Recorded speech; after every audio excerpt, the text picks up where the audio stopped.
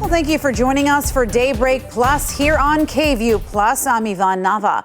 We continue to follow breaking news in eastern Travis County. The Travis County Sheriff's Office is investigating a shooting on Dalmatian Lane south of 290. KVUE's Michael Courier is on the scene. Michael, you listened to what investigators told us. It's a double shooting, correct? That is correct, Yvonne. I'm here live on Dalmatian Lane. Now, we have seen in the past few minutes sheriff's officers actually leaving the scene, but behind me you can still see there is still officers here and the investigators are still here as well as they continue this investigation. As at around 2:07 a.m., deputies responded to a 911 call. When law enforcement officers arrived, they found two people with gunshot wounds. Officers found one man in his 20s dead, while a teenage girl received CPR on the scene but died from her injuries.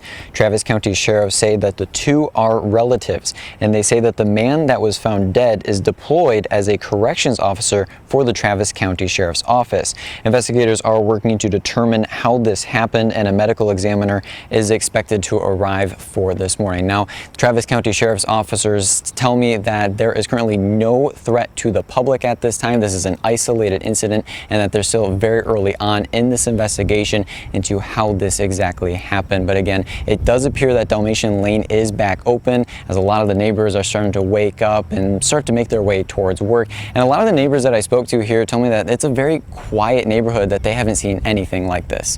For now, reporting from Northeast Travis County, Michael Courier, KVUE News. Such a sad situation all around. Michael, yes, as you were speaking, you could see some of the neighbors just kind of embracing waking up to this grim news. Thank you so much for that update there. Well, a new bill to ban consumable hemp products with THC in Texas is advancing to a vote before the full Texas Senate. Senate Bill 5 would ban the sale of all consumable hemp products with THC. CBD and CBG products would stay legal. It would also ban selling or marketing consumable hemp products to anyone under 21. The bill would add new labeling and packaging requirements as well. THC sellers and users told senators yesterday they believe regulation is the best way to keep users safe. I definitely know that there should be regulation behind this. It shouldn't be accessible to children. At the moment, I don't see it accessible to children, at least not in the shop that I manage. I can't speak to less reputable vendors. It is the opinion of the Texas Police Chiefs Association that no amount of personnel or resources in a state this large with this many locations will ever be effective in regulating these dangerous products. As you just heard there, some police chiefs told senators that they disagree with the regulation. And then also the bill is similar to one passed during the regular session and vetoed by Governor Greg Abbott last month. And in a statement, Governor Abbott's spokesperson told KVUE in part, quote, hemp products should be banned for those under the age of 21. He adds, quote, there should be strict legal enforcement of hemp that exceeds 3 milligrams total THC per serving. Let's take a live look outside at Lake Travis this morning. It's so interesting to see. Every time we kept talking about the sometimes islands, and you really just can't see anything at all. It looks like a completely different view, right? Let's get a check on your forecast with Casey Sherman. Yeah, good morning. And certainly does 90% full. That's what Lake Travis capacity is at now, as we've seen, of course, over 38 feet rise in those lake levels across Lake Travis. We are settling into a drier weather pattern, but I do think we have more rain on the horizon by the weekend. Currently dry as we kick off now this Wednesday morning. We've been tracking some showers off to the west of us, courtesy of this little area of low pressure that's spinning just near the Mexico border. High pressure, though, is going to continue to budge its way westward, which will continue to keep that moisture to the west of us and keep us with what's going to be not just a drier pattern, but a hotter weather pattern at that. You can see where that area of high pressure is focused. 80s, waking up in areas like New Orleans. We're currently pretty seasonable here out the door. Middle 70s is what we have as we kick off this Wednesday morning, with low to middle 70s out across the hill country. We're starting to see the low clouds that we had this morning erode. That is going to lead to a quick return of a sunny sky. Blue sky today, sunshine really helping things warm up. We'll be near 89 degrees by the noon hour, eventually 98 degrees. That's where we'll be at for this afternoon. That is right at the dot for average for this time of year. 98 degrees. We'll be looking at that heat index climbing up to about 103 degrees today with those winds that will still be out of the south and east, a little bit breezy at times. I am tracking a trend towards warmer conditions for tomorrow. Our models continue to trend up and up when it comes to that forecast high. So I think it's more and more of a possibility that, yes, we finally reach the triple digits for tomorrow afternoon. With that, again, also tracking some weekend rain chances that are also trending a little bit higher. I will have an update on that forecast coming up in a bit, but right now we're going to check in on that morning commute with Hannah. Let's do it. Good morning, Daybreak Plus. It is 7:06. It is Wednesday. It is hump day, so we are halfway through the work week here. And if you are just waking up and happen to be joining us here, just want to make sure anyone knows that they were, let me get this sentence straight here. Anyone that relies on rail service that is heading out on this Wednesday morning, Cap Metro put out they're having some issues today. So you can still go to your location. You typically hop on the rail. They'll put you on a bus instead, and they'll make sure that you get to your final destination. Also, just a heads up tonight, we're expecting a lot of traffic out near the Domain. That MLS All-Star game starts at Q2 Stadium in the Domain at 8 p.m. Parking is limited, so might want to rely on Cap Metro to get there this evening, and hopefully they can work out all the kinks with the service issues today, and you can get at the McCalla station. Also looking a lot better traveling southbound from Round Rock. We had a serious crash earlier at Breaker, and this is starting to light up green again, which is nice to see. You can see slowing down just a bit on Mopac approaching the Domain today, and we do have a little bit of stop and go on 290 in Manor, and then a crash south of 290 on Littig Road and Edward Street. Thank you so much, Hannah. Speaking of traffic, the city of Austin is trying to decide what to do about traffic on 6th Street. Right now, they're weighing a new option, a two-way road. It's all part of the Austin Core Transportation Plan, and it is a long-term plan for improving traffic in and around downtown Austin. KVUE's Allison Martinez live on 6th Street for us. So, Allison, how would this work?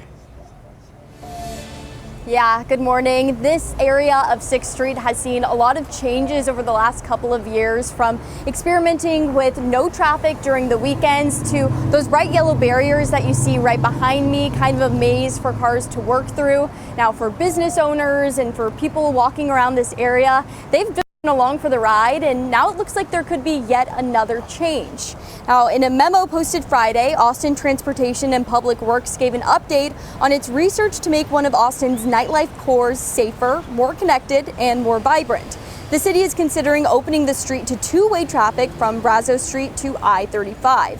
Samantha Witkowski works at a hotel in the area. She says she welcomes the potential change because she says the hotel has difficulty with the one-way road. It could be helpful because a lot of our vendors struggle with not knowing which streets are one ways, which ends are opposite ends of where they need to go. So I could see it definitely being helpful. But not everyone thinks this is a good idea. Rosie works at Voodoo Donut on 6th Street, and she says she's noticed a drop-off in business, and changing the road to a two-way street could make matters worse. And you can see, like, business-wise, it is so slow. Like, normally we could have a line out the door, and now we don't because people don't want to come down here. And I think it's just gotten bad. Rosie believes the change could result in more crashes because of the amount who parallel park on 6th and the amount of people walking around the area on weekends. A city spokesperson tells us that right now they are weighing this two-way street option, but they're also considering multiple one-way street options, and all of those findings could be revealed to us in the next month. Now, reporting live in Austin, Allison Martinez, KVUE News. It's going to be very interesting, Allison, to see what they decide to do. Again, the whole landscape has changed down there. The whole landscape has changed down there. And what she's saying about business, she's not wrong. I mean, with the construction and just the traffic, and then now maybe this, it's just not really great for businesses there. But since you're there, you might as well go and give them some business at Voodoo Donuts. Get the Captain Crunch donut. You're going to really like that one. Ooh. Sounds delicious. Okay, that's my assignment to you now. Thank you so much. Well, heads up, Cap Metro rail riders, there could be some delays today. The agency didn't say why, but at some stops you may have to hop off at the station, take a bus to your final destination. Staff will be at the stations to help you out. A civil liberties group wants Kyle's City Council to change its public comment rules after the mayor had a woman removed from a meeting. On May 27th, Yvonne Flores-Cale spoke out against a proposed ethics code change, saying it could help staff hide unethical behavior. When she referenced an alleged affair between specific staff members, the mayor gavelled her down, but then she just kept on going and going. Mayor Travis Mitchell then had an officer escort her out, citing rules against personal attacks and discussing personnel matters. The Foundation for Individual Rights and Expression says those rules, they're just too vague and they violate free speech rights. Because the First Amendment protects your right to criticize the government. Officials can't silence your speech just because they disagree with your opinion or they think your criticism is too harsh or unfair. That's textbook viewpoint discrimination. Yvonne and the nonprofit gave the council until August 4th to respond, and they say they really hope that they can get council to revise the public comment policies to comply with the Constitution without filing a lawsuit. All right, we're going to take a quick break, but here's what's coming up on Daybreak Plus in just a few minutes. Keep it here. North Texas police officers run toward the flames after motel catches fire.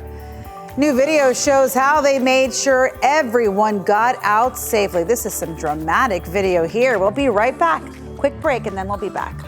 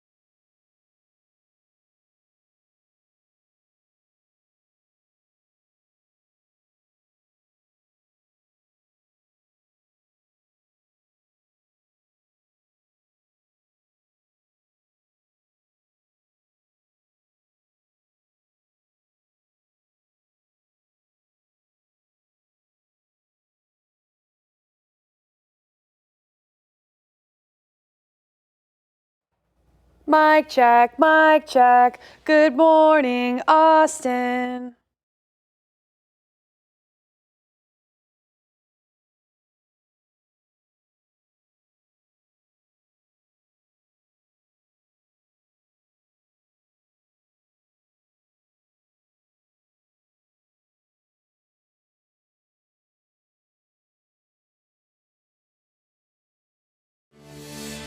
Welcome back on this Wednesday morning. Your time now 7:14. A disturbing discovery in Llano. A fisherman found a body in the Llano River, and now police are trying to figure out who he was and how he died. Investigators say the call came in around 5:15 Monday night near the Roy B. Inks Bridge. First responders arrived and found a man believed to be in his 40s or 50s dead in the water. Llano County officials say no one is reported missing in the area, so for now, the man's identity remains a mystery.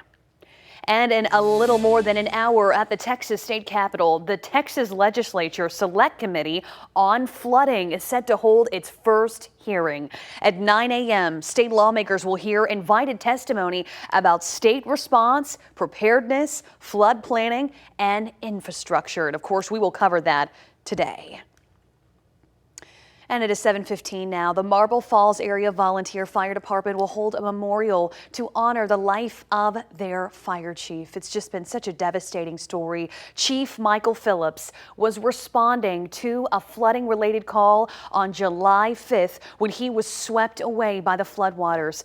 He hasn't been seen since. The memorial is at Marble Falls High School on Tuesday, July 29th at 3 p.m. And we continue to think about his family and those fellow firefighters during this time. And a resource recovery center currently set up at Danielson Middle School is preparing to relocate closer to the Big Sandy Creek area. So Travis County leaders say the center has been open for the last few weeks, providing assistance to those that need it. But the number of people visiting the center is declining steadily. With the school year approaching, county officials say Leander ISD needs that facility back. We encountered a lot of hesitation from the community to work with us, and we knew that what we needed to do is not give up on the community, to be there every day, to continue to offer our services, and that has worked. The community has warmed up to us, and we are serving several people. The folks in Sandy Creek, they have just been through it, and there's still so much debris out there. So the center at Danielson Middle School will close today at 6 p.m. And if you need assistance, you can visit the Round Mountain Baptist Church in the Jonestown Community Center.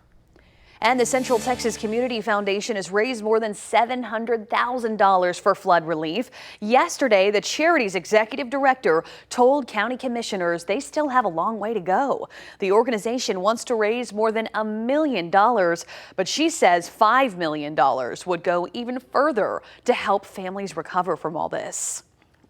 Necessary. We need cleanup people, we need water, we need food, we need a place for them to live temporarily. But what these people will need most when the dust settles is money, because most of them do not have flood insurance, and even if you did, deductibles in Texas at 2% can leave a family scrambling going, I don't know how I'm going to cover this cost. So if you're interested in donating to the Central Texas Communities Foundation, you can find more details at KVUE.com/links. And later this morning, water service will be temporarily shut off in Burnett. The city says crews are testing a water line on Wofford Drive. The test will be between 8 and 10 this morning and will only last a few minutes. And another news today, police in White Settlement that is 10 miles west of Fort Worth in Texas are being praised for running into a burning building. 217 fully engulfed, 219's on fire. Hey, y'all get out. Police department! Oh, scary. This is body cam video from White Settlement police officers who ran toward flames at a Red Roof Inn Monday morning. According to police, a man who was staying at the hotel set fire to his room and then watched it burn. That didn't stop officers like Wesley Gregory from rushing in to make sure everyone made it out. Between life and death, in a matter of seconds, it could have went to more rooms and potentially lives could have been taken. Property's always replaceable, but lives aren't. So true. The suspect, whose name has not been released, was taken to the hospital for mental health evaluation. And tomorrow is the deadline for some UT Austin students to submit documents showing their legal status in the U.S. And that naturally is causing some fears for those who are undocumented. The DREAM Act allowed students without legal status to pay in-state tuition rates.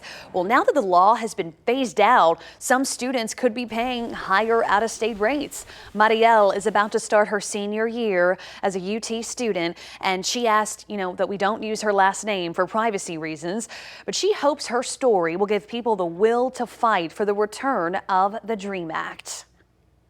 I usually am a shy, closed off person, and this is like nerve-wracking to me, but I know that it's important to have our voice heard. KVUE reached out to a university spokesperson asking how the documentation and information will be used and what happens once it's submitted and the consequences if the deadline is missed. The university did not directly answer our questions and actually declined to comment on this topic. Thank you again for watching Daybreak Plus. We've got another quick weather and traffic update coming for our local TV audience. And then, of course, we'll be right back here with more local news for you right here on KVUE Plus.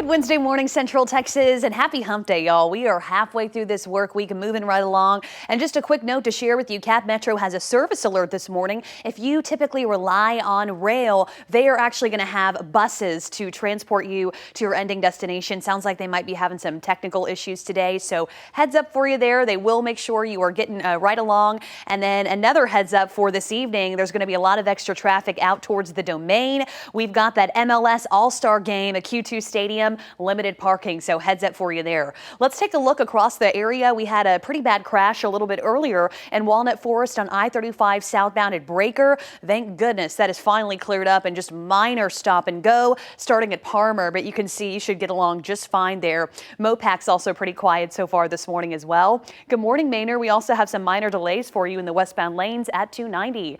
Let's take a look at that big, beautiful, full lake. Well, sort of. Yeah, 90% full. Hey, we're pretty close. Lake Travis right now, a couple clouds out there, but a nice start to this Wednesday. Temperatures right now currently sitting pretty seasonable for this time of year in late July. Middle 70s is what we have in Austin at 77 degrees. Low to middle 70s out across the hill country. You're waking up to those temperatures in the upper 70s out across the coastal plains. We've got some patchy low-level clouds to start the day. That'll quickly be giving way, though, to a sunny sky. And with that, temperatures will be warming. We're talking about a high temperature that'll be topping off near about 98 degrees for today. Our heat index, though, will be climbing up to 103 degrees thanks to those winds that will be out of the south and east, bringing in all that humidity. 70 forecast. I think tomorrow could be the day we finally break the triple digits for July. We haven't seen that in June. We have yet to see it in July. Tomorrow looks like we have a better chance of seeing that before some showers and storms return as we head into the start of the weekend.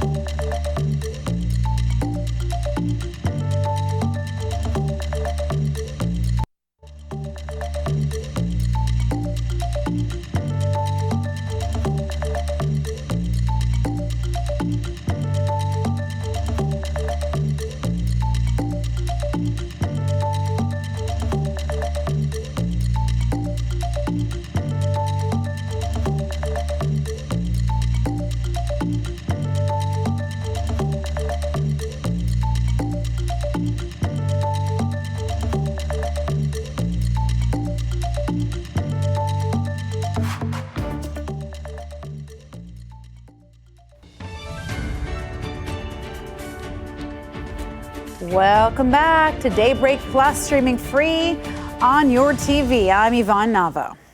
And I'm Brian Mace. It's great to be back with you, Yvonne. It's been so long. How have you been? I know.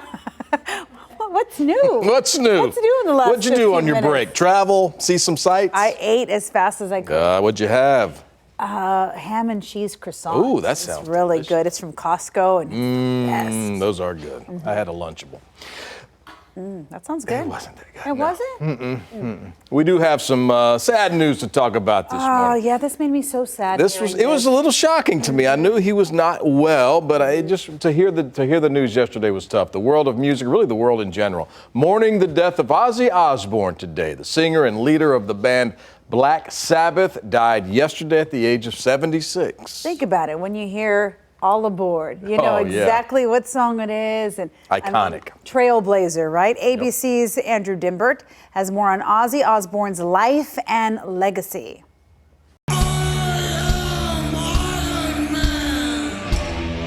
This morning, the world of music mourning the Prince of Darkness. Ozzy Osbourne's family confirming the heavy metal legend died yesterday, saying it is with more sadness than mere words can convey that we have to report that our beloved Ozzy Osbourne has passed away. He was with his family and surrounded by love. Born in Birmingham, England, John Michael Osbourne rose to fame in the 1970s as the frontman of Black Sabbath, a band that would define heavy metal. His distinctive voice, cavalier attitude, and stage presence, often fueled by drugs and alcohol, made him an icon.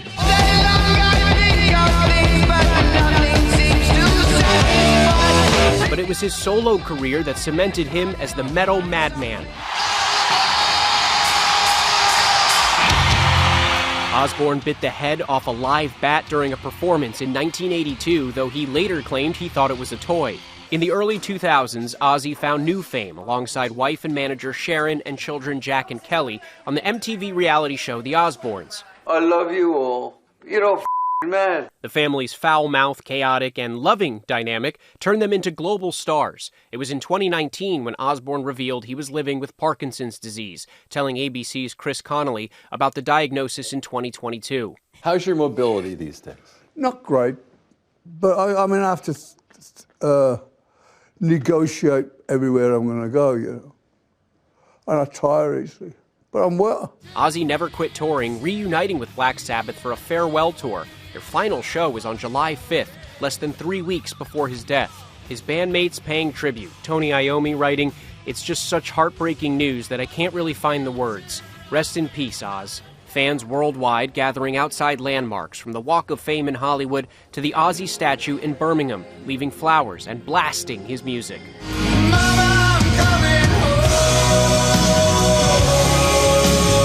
Ozzy Osbourne was 76.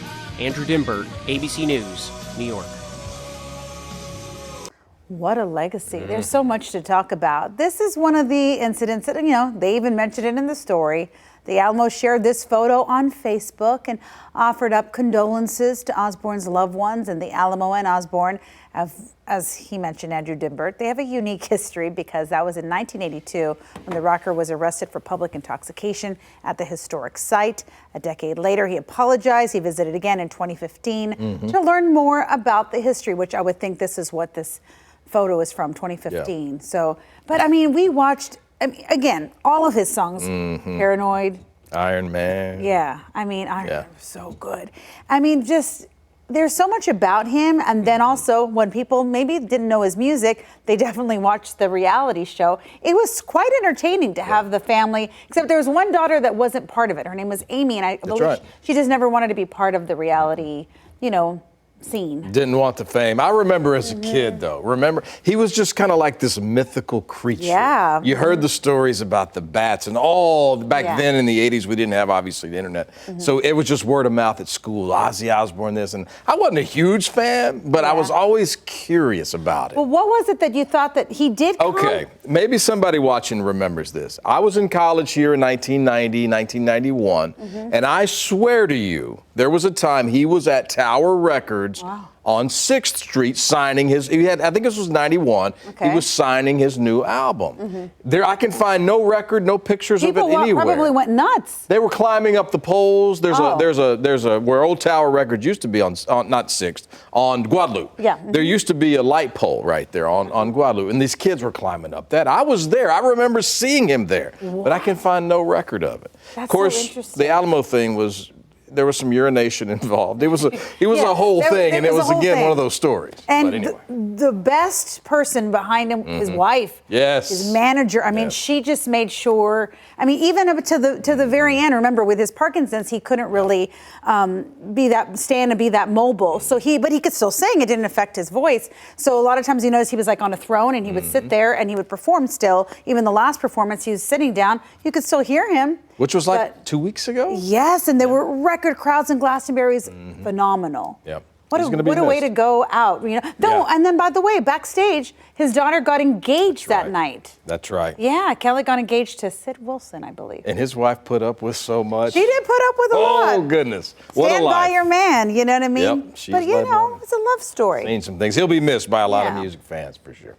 All righty, from one icon to another, that is DKR, Texas Royal Memorial Stadium. Just 38 days, Yvonne, until the season opener. Of course, the season opener won't be there. It'll be a few miles to our north in Columbus, Ohio, against Ohio State. The Horns, though, could have one of the best running back combinations in the country this season. C.J. Baxter, he was a great freshman a couple of seasons ago, missed last year because he injured his knee in the preseason. But he's been cleared now to get back on the practice field. He was the top-ranked running back coming out of high school a couple of years ago. He earned the starting job as a true freshman coming out 2 seasons ago. Now there are 3 other backs who are now in the NFL that were on that same team. So he's really good. Now, despite injuries during the 2023 season as a freshman, he earned All-American freshman honors that season. And he is going to be, they say they're going to ease him back in to the roster and to the lineup. Good for CJ.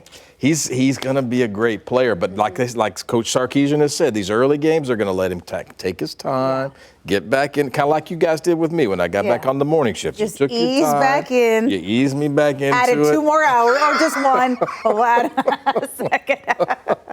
So yes, our producer asked about my knees are good. They're good. I will say if I ever have to get a knee replacement, the right one's the first one.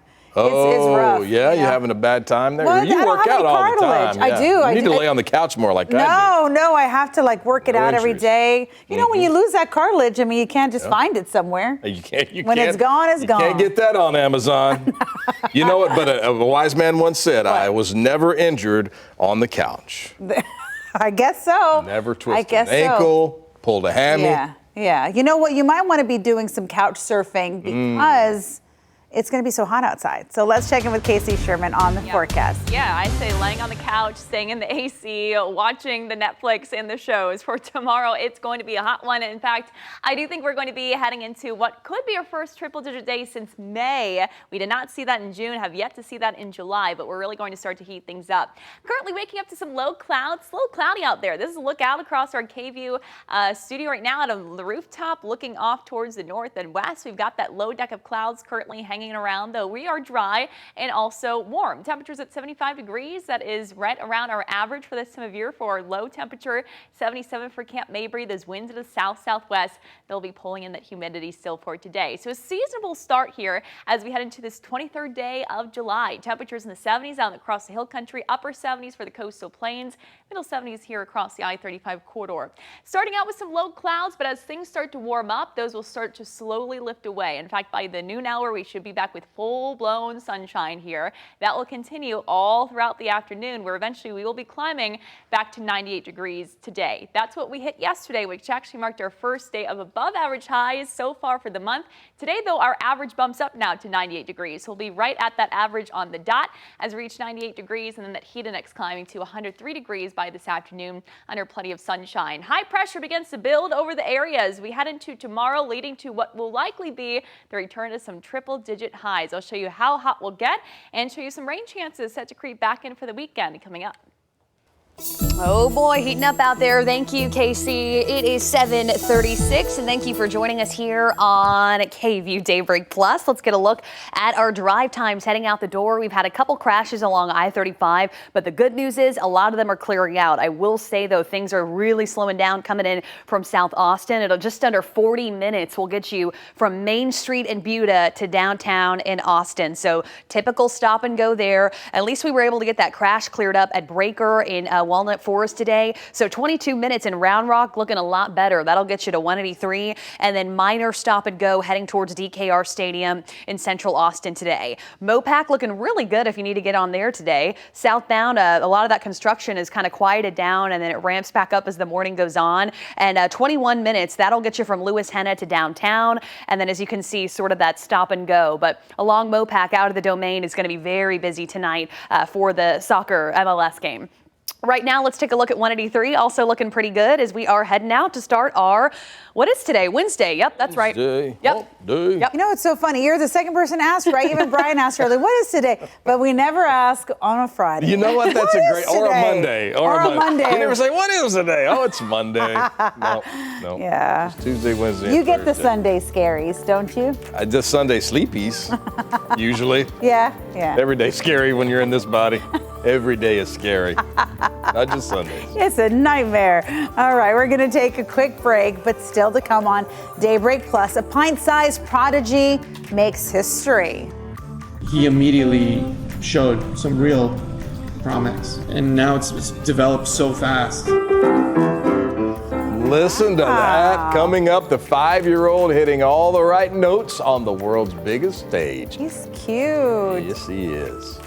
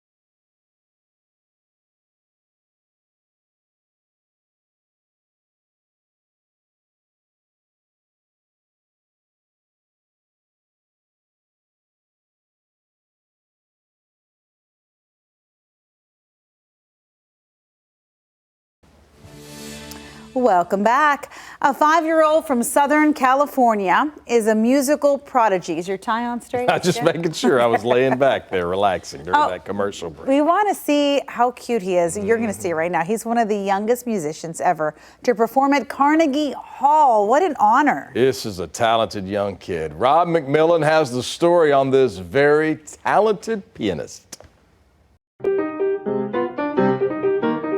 Watching these tiny hands tickle the ivories is a joy to behold. Made even extra special because these hands belong to a 5-year-old.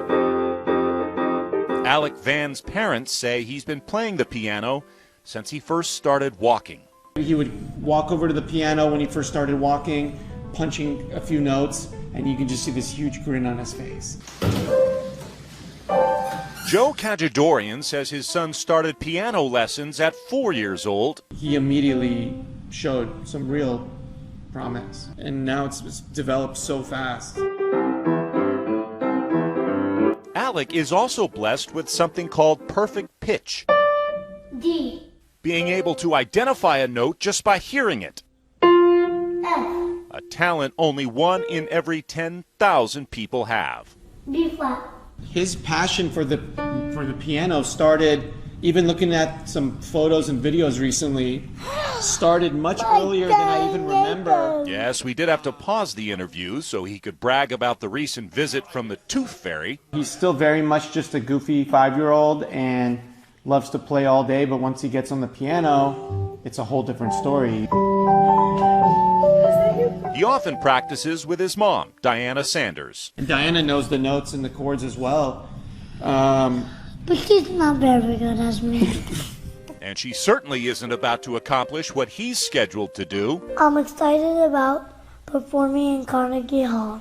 That's right. Alec is set to perform at Carnegie Hall in New York this summer, as well as at the Walt Disney Concert Hall here in Los Angeles. As long as he's happy and loves doing it, we'll let him keep doing it. Rob McMillan, ABC 7 Eyewitness News. Oh, don't that, you huh? love him? I love Confident it. little fella. When they said he had perfect pitch, I Googled it because only a few, like Ella Fitzgerald, Mariah Carey, Whitney Houston, they said Michael Jackson also had perfect pitch. That's not easy, right? Yeah, that's hard. Oh, yeah, that is He's hard. So little too. He is. And he's got rock star hair. I feel like He you have does. hair I like like his that, hair. you're going to be somebody. Yeah. And confidence too. He had the confidence. Yep, that's pretty cool. That just shows that's skill, but that's natural ability. That's something he was born with. It is, and I love how he's playing on like a little mini piano. Yeah. So like I know you had to have long fingers to play the piano because you have to reach, but he's got his own little mini setup. It was so cute. And then he had the walker, and he would just take he would help the walker would help him get there. I was like, this Get is to the keys. But it was meant to be. Sometimes you see kids when they're playing the drums that young and stuff. It's just, Oh yeah. you know. It's exciting when you see someone that has a passion. You got to have one. That's true. Good luck to him. Yeah. Right, guys? Right, guys? I'm sure he's watching KVUE Plus right now between Good luck lessons. to you. Good luck, young man. Little fella. Dun, dun, dun, dun. And you know, our weather is going to be definitely hotter for us as we head into the next few days. We've got what's going to be a pretty toasty forecast, but so far we've really been lucking out for the month of July. It's been music to a lot of people's ears without the triple digits for June and July so far. Yesterday, we topped off at 98 degrees. That is our first day of warmer than average temperatures that we have seen so far for the month, and that is just a sign of the heat that is going to start to build in here as we head into the next couple of days. Notice what we have across the country, very warm as we take a look out across the Gulf Coast up to the Mississippi River Valley. Talk about warm, they're already in the 80s right now in New Orleans with those heat advisories, extreme heat warnings extending from Louisiana all the way up through the Mississippi River Valley today. It's hot across that part of the country, and we'll start to feel the heat as we head into especially tomorrow. Hot high pressure will begin to work its way farther off to the west, budging itself in today and tomorrow, where we'll reach the peak of the heat for your Thursday. That's going to be blocking out any kind of moisture, any kind of systems from heading in our direction. The only one nearby is this little swirl of low pressure that we currently have out near the valley, near Del Rio, with some showers tracking north of that near the San Angelo area. I really don't think much of that will make its way here other than maybe just a stray shower clipping parts of far western Mason County. Elsewhere, though, we're dry. We're waking up to some low clouds, and even that will give way to plenty of sunshine later on. Downtown, and look out across what should be the KVUE rooftop there. Temperatures in the upper 70s. Those low clouds to start will again be fading away, lifting out, mixing out as things begin to warm, and then we're back with sunshine by around 11 a.m. and certainly by the noon hour. Clear blue sky. Sunny sky will help warm things up back into the upper 90s today. As we get into this evening, we'll start off to a clear sky. We'll be looking at what should eventually then be the return of these low clouds, same kind of thing as this morning, for tomorrow morning. The thing is, how long do these take to burn off? That will eventually determine how hot we get. Models now trending towards a sooner solution here with these lifting out early in the morning and then giving way to plenty of sunshine with winds out of the southwest to start. That's what will really start to crank up our high temperatures for tomorrow afternoon, where again, we should be reaching into triple digits for the first time since May 14th. I think it's more of a likelihood now that we see the return of 100 degrees. 98 degrees today. We'll come close today. 76 degrees overnight. Those clouds begin to fill back in as we head into tomorrow morning. I do have us at 100. Models have been trending kind of warmer and warmer day by day, so I have included that now in the forecast. I do think we'll get there for tomorrow. We'll have to wait and see, though. Again, it's going to be dependent on how long it takes for some of those clouds to mix out by tomorrow morning. Thursday, though, featuring the peak of the heat, 98 degrees by Saturday. And then as we get into the weekend, we fall back to below our average, which now sits at 98 degrees. The reason being, we're going to start to see more clouds and also chance for rain. We're currently tracking this little area of low pressure that's just offshore the east coast of Florida. This will be working its way westward and into the Gulf over the next couple days. Has a 10% chance of becoming a depression or storm. That chance very low. Nevertheless, though, it's just going to be bringing us the return of tropical moisture and also the return of some showers and storms as we head into specifically Saturday, especially along and east of I-35. I have bumped up that rain chance to a 30% chance for Saturday afternoon. Sunday, a couple lingering showers and storms will be possible. Won't last too long, though. We're drying things out as early as Monday of next week.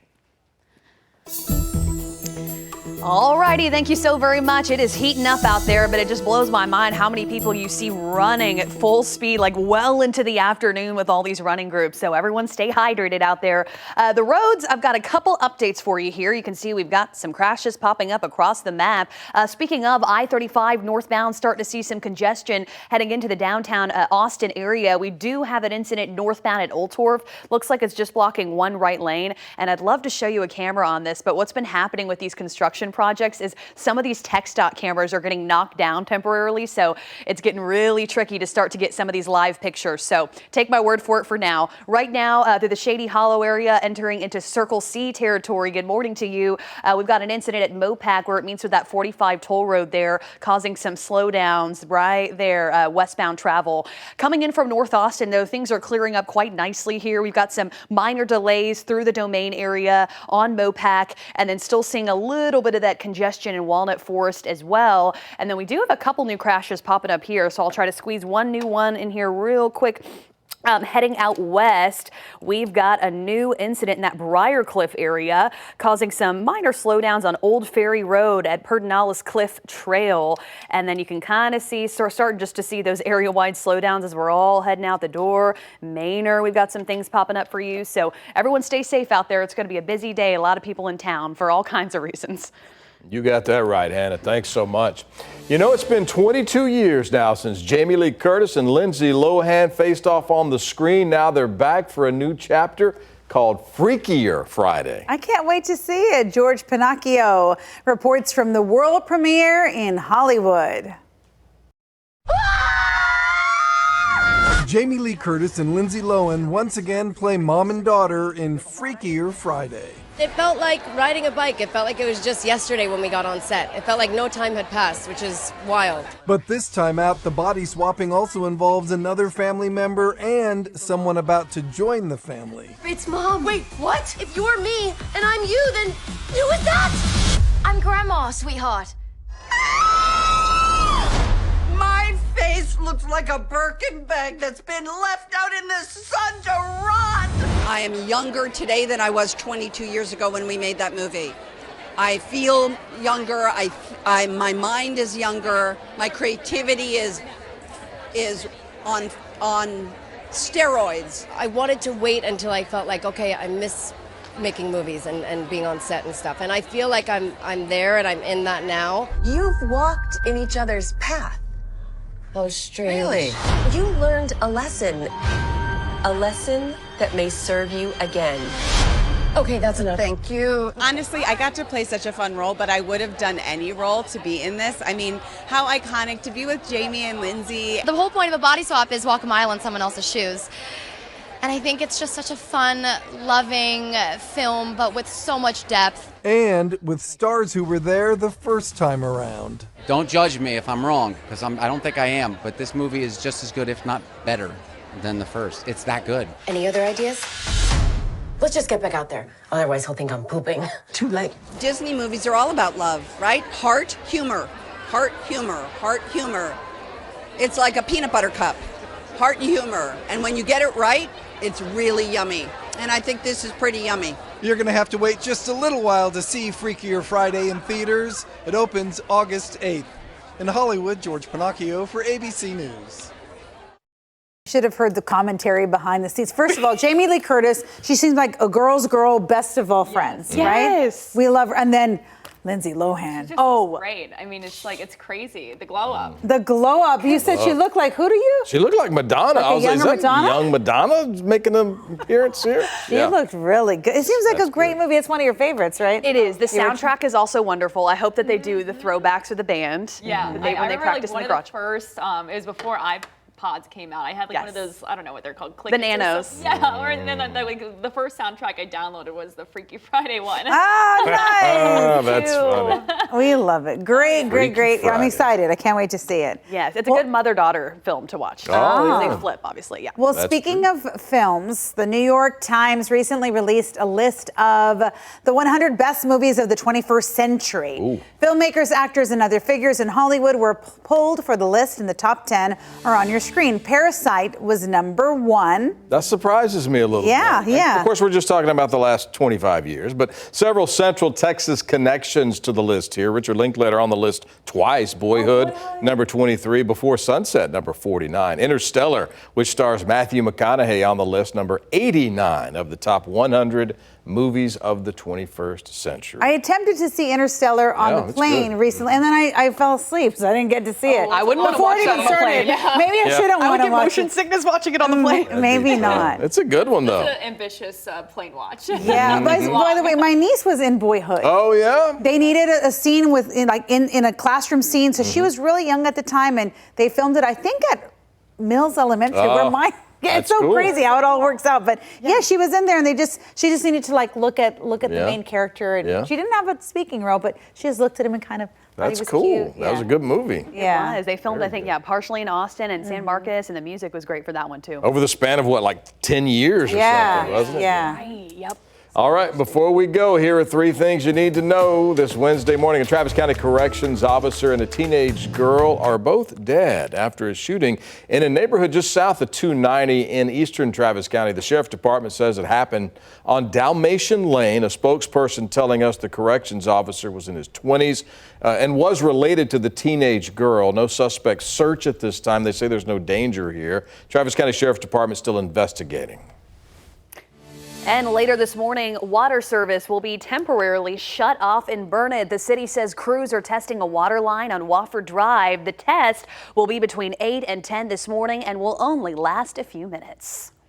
And how about that soccer showdown at Q2 Stadium tonight? The world's soccer eyes will be on Austin today. Major League Soccer All-Star game tonight. MLS All-Stars against Liga MX from Mexico. Goalkeeper Brad Stuver, head coach Nico Estevez will represent Austin FC in the match. They'll kick it off around 8 o'clock at Q2 Stadium tonight. Oh, nice. You are heading to the game. It's going to be hot. Drink the water. At first, it'll be in the middle 90s by the time that game kicks off at 8 p.m. It's going to be a hot one today, 98 degrees. Tomorrow, even hotter. I think we finally will be breaking 100 degrees. I put that on tentatively, but our model's kind of trending that way, so we will see. Friday, a little bit cooler, and then we're looking at a chance to see some showers and storms by Saturday.